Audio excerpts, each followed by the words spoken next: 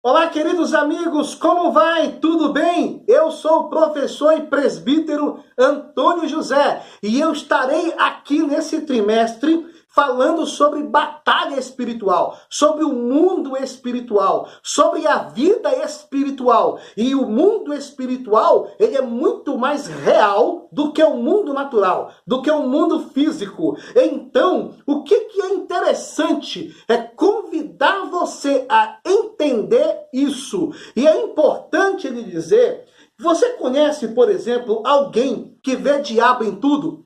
Alguém que vê o Satanás em tudo? Alguém que consegue enxergar o mal na vida dos outros, mas não consegue enxergar na sua vida? Não consegue ser crítico na sua vida também? Só consegue enxergar o defeito e o mal e o capeta na vida dos outros e não consegue enxergar na sua vida e nem na sua família? Eu convido você a vir comigo estudar nesse trimestre no YouTube, no Facebook, no Twitter, no Instagram, comigo a palavra de Deus. Estamos aqui ansiosos para estar com você estudando a palavra de Deus. Um forte abraço.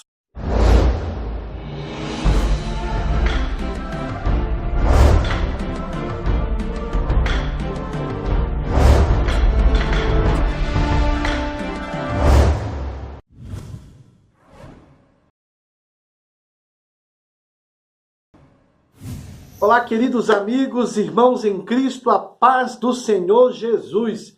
Como vai? Tudo bem? É uma satisfação poder estar aqui com você, compartilhar com você a palavra de Deus. Estamos na primeira lição do primeiro trimestre do ano de 2019. Temos muitas novidades. Para você ter uma ideia, este número que aparece aí é o número do nosso WhatsApp. É o número que você pode nos dar uma mensagem, nos passar informações, falar o que nós devemos fazer, como devemos melhorar. Ou seja, quero estar perto de você. E você que está em outra cidade, em outra localidade, em outro estado, manda aí, escreve aí o que você está achando do nosso programa. Quem sabe você pode muito bem nos ajudar e nos impulsionar a fazer para Deus o melhor. Me ajuda? Eu conto com você. Se inscreve no nosso canal, compartilha essa mensagem, nos dê um like, um joinha aí, eu te digo, você fazendo isso, você vai estar contribuindo para a obra de Deus. E vamos para a nossa lição, e o tema da nossa lição é batalha espiritual. A realidade não pode ser subestimada. Digo mais, esta lição, ela traz uma série de novidades importantes para a gente aprender. E vamos discorrer de uma forma tal que você vai aprender muito para poder compartilhar isso na sua aula e para a vida toda. E o texto áureo fala, vigiai e orai para que não entreis em tentação. Na verdade, o espírito está pronto, mas a carne é fraca. Mateus, capítulo de número 26, versículo de número 41. E diz assim também a verdade prática. A verdade prática fala, a batalha espiritual é uma realidade bíblica que consiste na luta contínua da igreja contra o reino das trevas.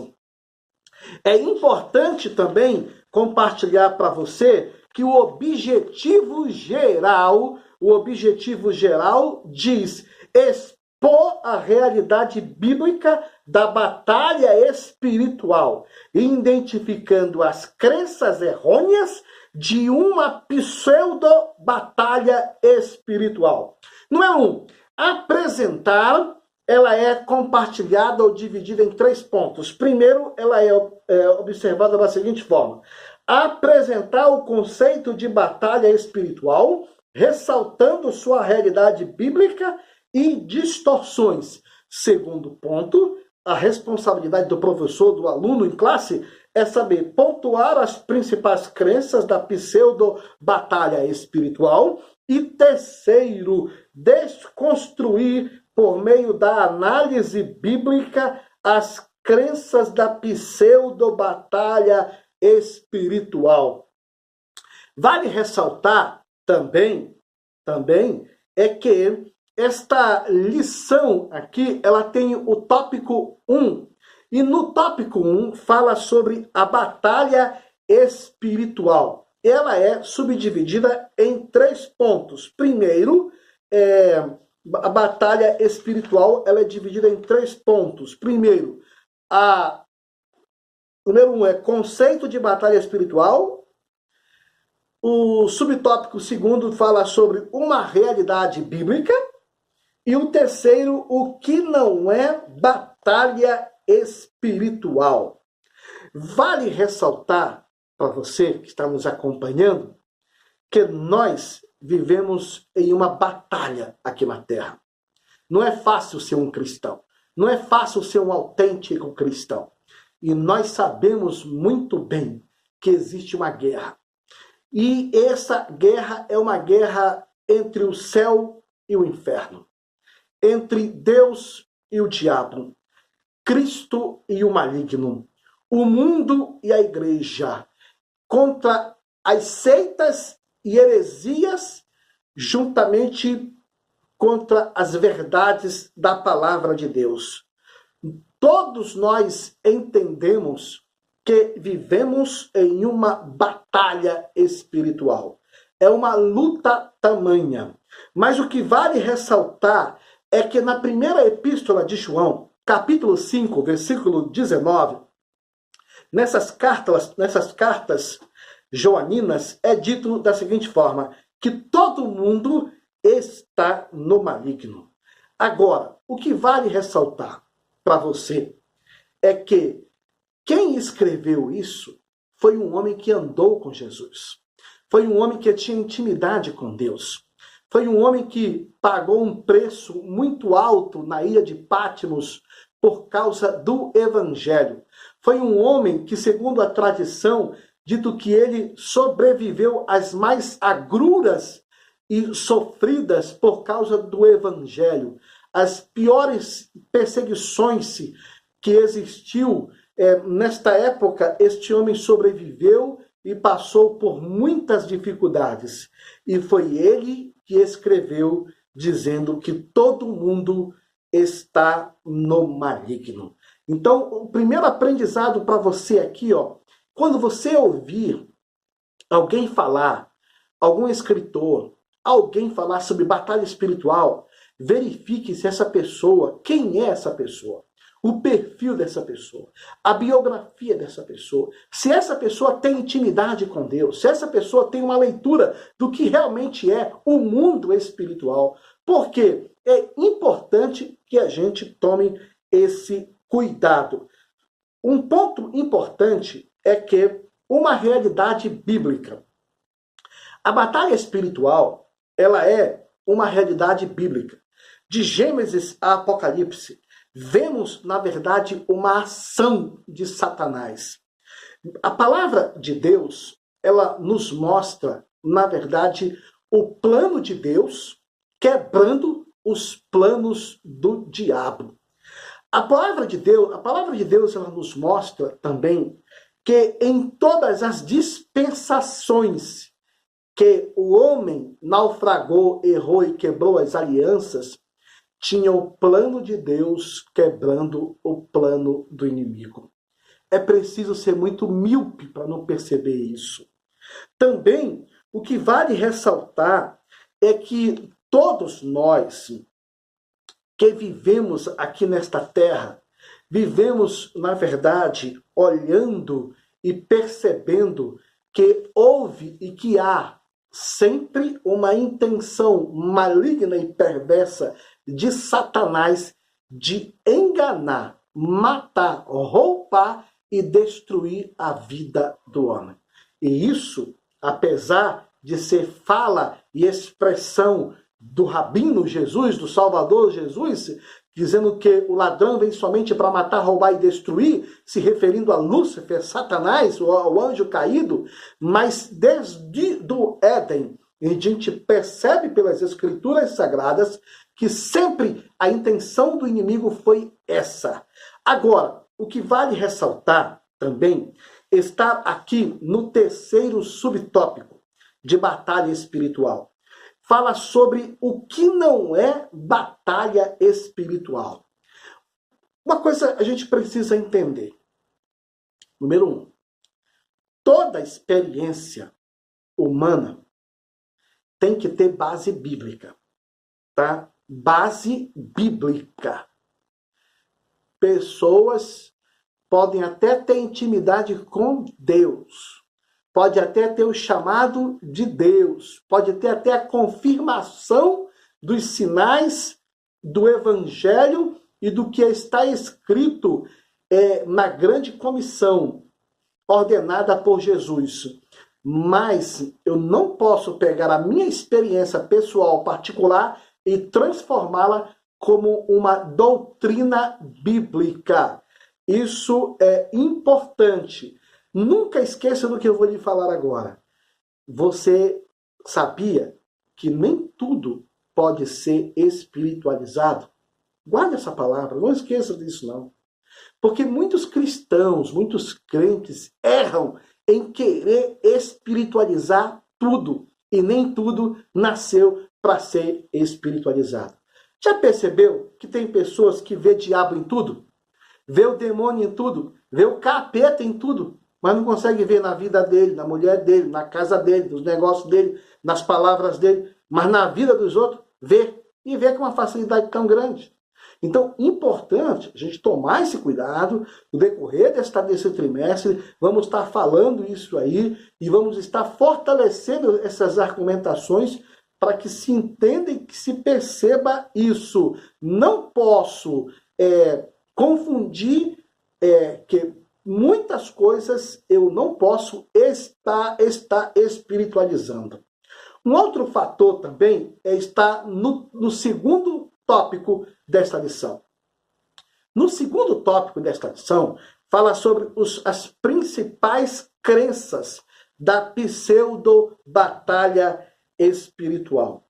Para você entender o que é isso, é importante você saber o que é pseudo. Pseudo é um prefixo para marcar algo que superficialmente parece ser uma coisa, mas não é. É outra coisa.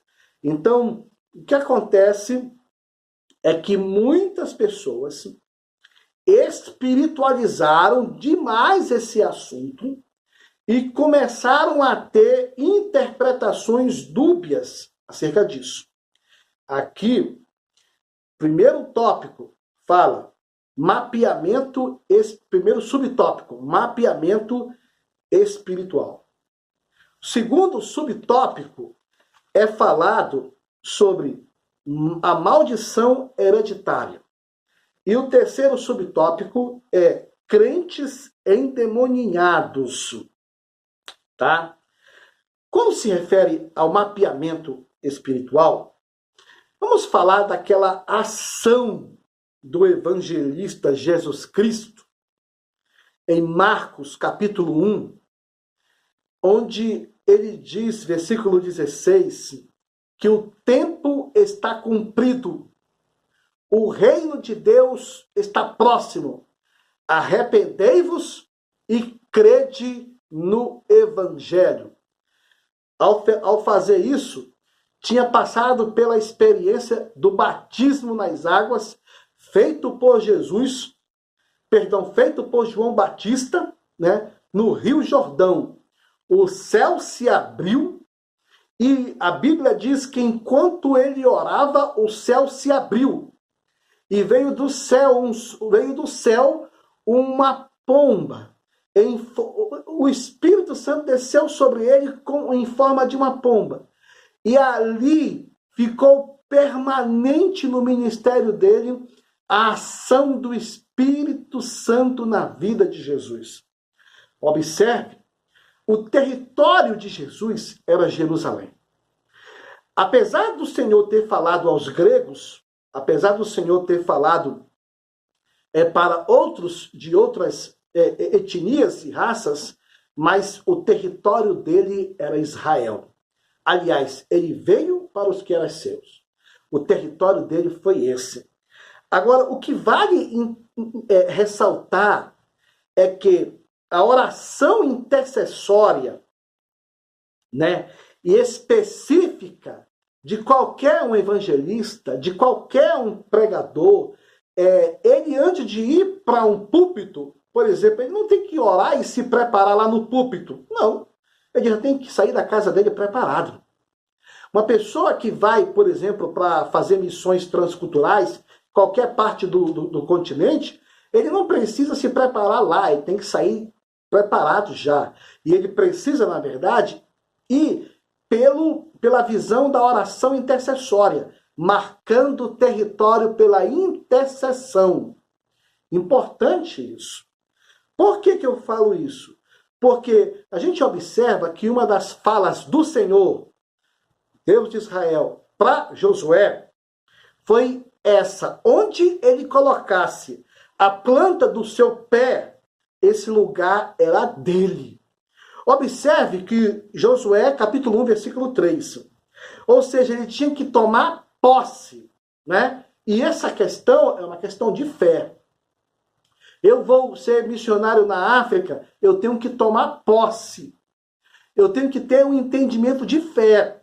Eu tenho que ter uma compreensão de que eu tenho o chamado de Deus e aonde eu colocar a planta do meu pé, geograficamente, se lá eu tenho chamada, aquele lugar é meu. Agora, o erro de muitas pessoas é diabolizar tudo. É que tem pessoas que demonizam tudo. Tem pessoas que têm dificuldades, na verdade, para enxergar, e aqui eu pontuo para você algo importante. Você quer ser um grande entendido nessa área? Busque o dom do discernimento. Vai buscar os dons de revelação da palavra de Deus, palavra da sabedoria, palavra do conhecimento e o discernimento de espírito. É isso que está faltando para a igreja. É isso que está faltando para muita gente. Tem pessoas que Satanás está enganando e eles não conseguem enxergar. Um outro fator também é importante dizer que está no segundo tópico, né, que fala sobre a maldição hereditária. Essa questão da maldição hereditária,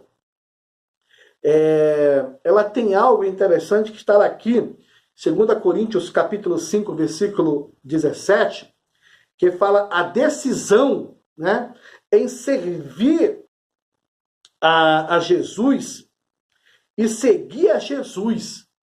A partir do momento que a pessoa deixa que se cumpra 2 Coríntios capítulo 5, versículo 17, ou seja, aquele que está em Cristo, nova criatura é, as coisas velhas já passaram, e eis que tudo se fez novo, não interessa o que a pessoa fez lá no ano passado, acabou. Nós temos que ter essa compreensão disso. E outra coisa também é que é importantíssimo que a gente entenda que se você está no trânsito, está muito devagar, alguém vai e lança uma palavra de maldição contra você, contra o seu carro, contra a sua vida. Você nem sabe aquilo ali. Uma maldição sem causa, nem vai pegar em você. Porque o que a gente precisa entender é que essas questões, a gente precisa compreender que eu estou em Cristo Jesus. As coisas velhas já passaram. Eis que agora tudo se fez novo. No terceiro subtópico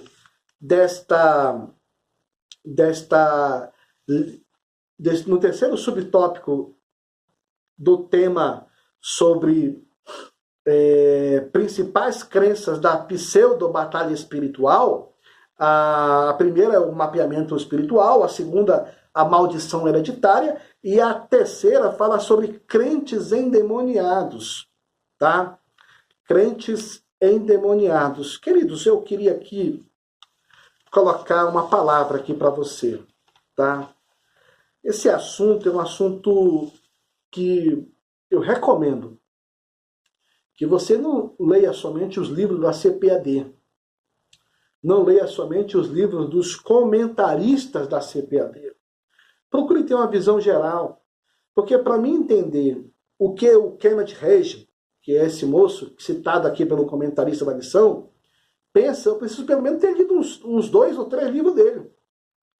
Para mim entender a cabeça de um herege e por que o herege pensa dessa forma, eu preciso ler ele, saber da biografia dele, conhecer alguma coisa dele. Senão eu não vou ter base, argumentação, sustentação para poder, na verdade, contra-argumentar. Importante você pensar nisso. E aqui fala, no terceiro subtópico, crentes endemoniados, né? Agora, observe uma coisa que eu queria lhe apresentar. Primeiro, Satanás só entra na legalidade. O diabo só entra onde dá brecha. Deu brecha, ele entra. Outro ponto importante também, a Bíblia mesma diz: não deis lugar ao diabo.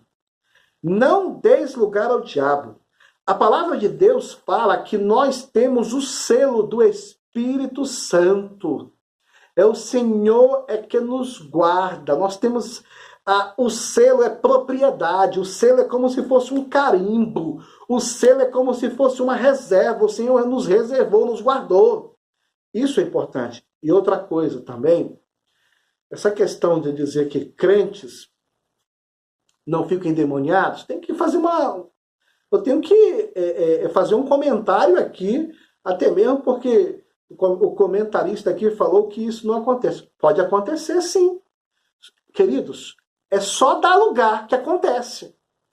Só é abrir brecha que acontece. Agora, por que eu falo isso? Porque toda salvação ou promessa de Deus na Bíblia para o cristão está em condicionais, está condicionado. Ou seja, enquanto eu obedecer, tanto é que a Bíblia fala que os anjos do Senhor nos guardam. A Bíblia fala que os anjos do Senhor nos protegem e nos livra. Ou seja, a palavra de Deus fala que os anjos do Senhor acampam-se ao redor daqueles que o temem. Olha só, o temem. E os livra no dia mau. Então, você quer ter a proteção de Deus na sua vida e dos anjos do Senhor, vai ter que temer ao Senhor. Caso contrário, não tem proteção. É uma condicional. Aí, outra coisa, a Bíblia mesmo diz, não des lugar ao diabo. Quer na verdade, não está abrindo brechas para o inimigo, então não dê legalidade, porque ele só entra em portas abertas. Deu brecha, entra. É uma questão lógica isso aqui. Outro fator importante está no terceiro subtópico, né? No terceiro tópico. No terceiro tópico, fala sobre vamos à Bíblia. Para você ter uma noção, ele tem 4 tópicos, né? Primeiro fala sobre o mapeamento espiritual, número 1. Tá? Segundo, sobre a maldição hereditária. Terceiro, sobre a possibilidade de um cristão ser possesso. Quarto, o homem segundo a Bíblia. Agora, vamos aqui fazer uma aplicação, tá? Número 1, sobre o mapeamento espiritual. A experiência humana, ela é individual, como eu falei. Cada um de nós temos uma experiência com Deus.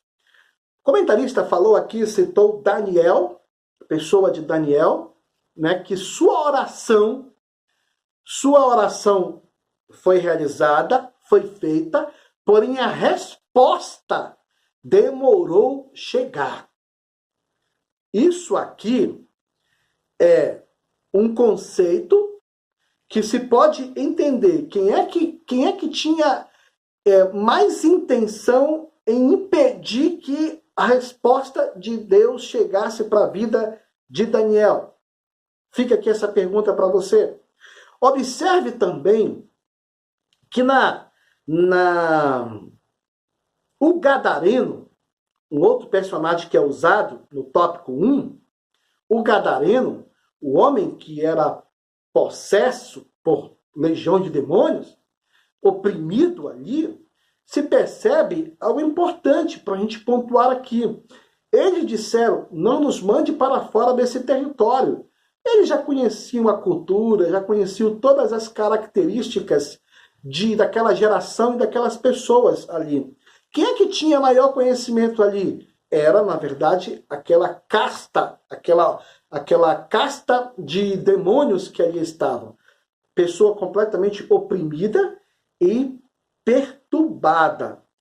O que vale ressaltar nessa situação aqui é que é importante que você amplie o seu conhecimento, né, dessa questão que envolve o texto da pessoa de Daniel e o texto da pessoa do gadareno. Porque para onde o Senhor Jesus ia, ele ia quebrando paradigmas culturais, espirituais, barreiras espirituais eram construídas, né? Tanto é que muitos casos de pessoas endemoniadas apareciam, mas ele era o que ia, na verdade, se contrapondo a tudo isso. Um outro fator também está no segundo subtópico, sobre a maldição hereditária.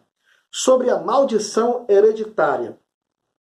Em 2 Coríntios, capítulo 5, versículo 17, fala, se alguém está em Cristo, é nova criatura, as coisas velhas já passaram, e eis que tudo se fez novo. Nós temos que acreditar no sacrifício da cruz, no sacrifício do Calvário. Não existiria igreja se não houvesse a cruz, se não houvesse o Calvário. Você só está aí me ouvindo e eu só estou aqui lhe falando por causa da cruz. Nós não temos méritos nenhum, absolutamente nenhum. Tudo foi o mérito do Senhor Jesus. Pelo contrário, estamos aqui pelo amor, pela bondade e pela misericórdia de Deus. E tem um fator aqui que é sobre essa questão aqui do segundo subtópico, sobre a maldição hereditária, que se eu não tiver esse discernimento que foi pela cruz, que eu estou aqui, eu estaria quebrando maldição desde quando eu nasci na minha vida.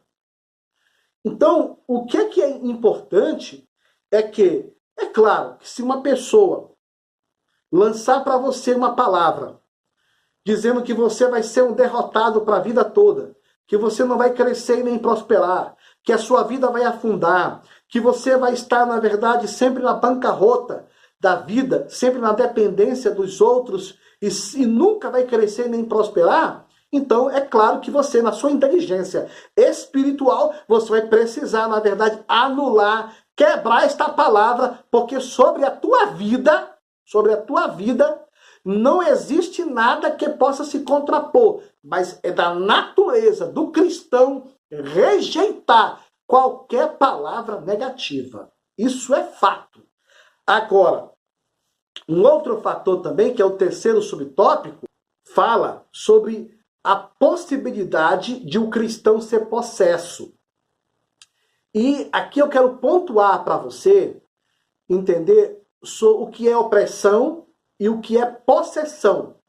Vamos imaginar que você está dentro da sua casa e um invasor, né, ele queira entrar pela porta da sua casa, forçando a porta da sua casa para querer entrar. Forçando diretamente ali para querer entrar.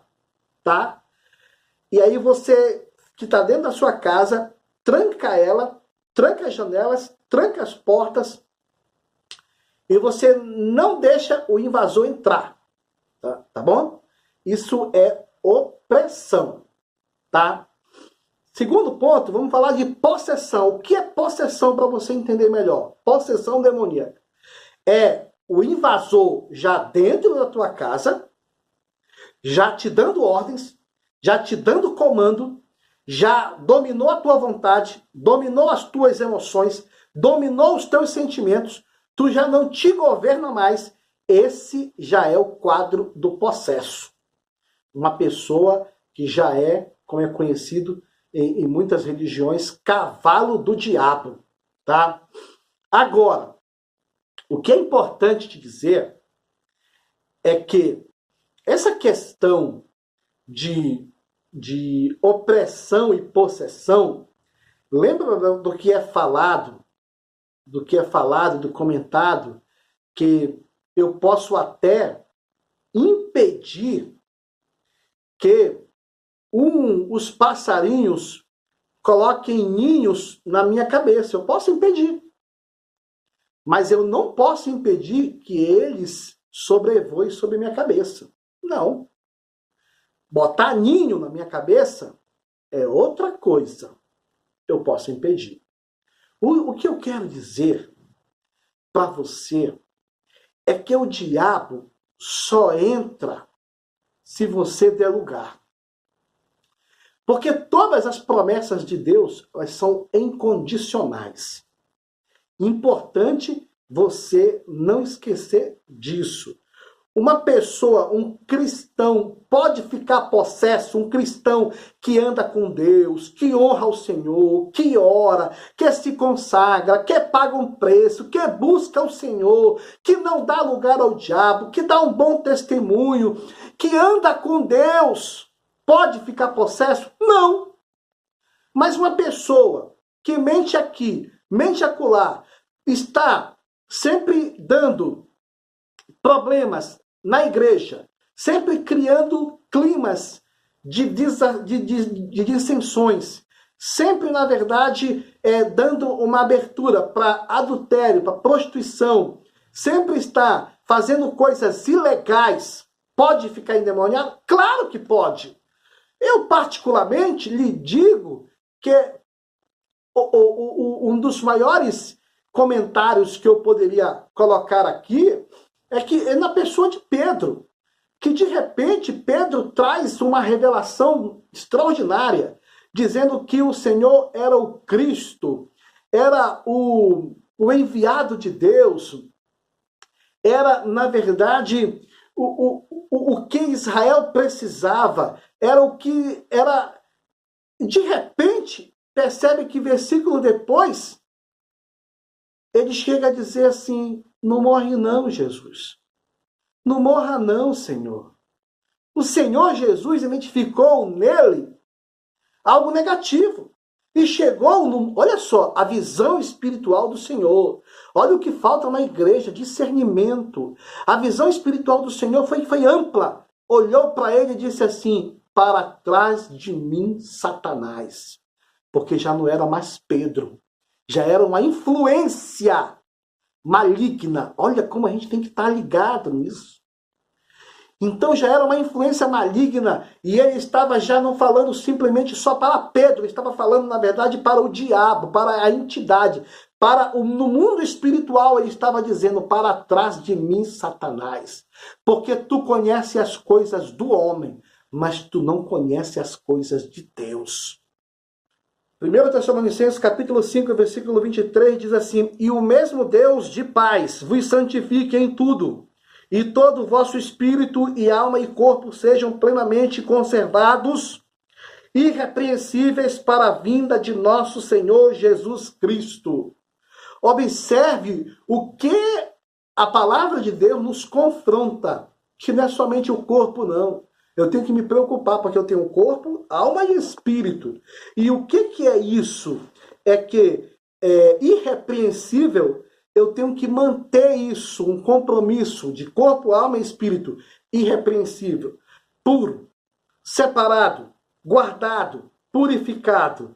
Eu preciso entender que eu estou vivendo em uma batalha espiritual. O maligno, ele quer, na verdade, avassalar a minha vida e destruir. Eu preciso estar ligado, perceptivo no mundo espiritual. Importante você pensar isso. Muito obrigado. Aproveito terminando aqui essa aula para te agradecer. Muito obrigado, Deus te abençoe. Compartilha isso na sua igreja, me ajuda a chegar mais adiante. Eu conto contigo, em nome de Jesus.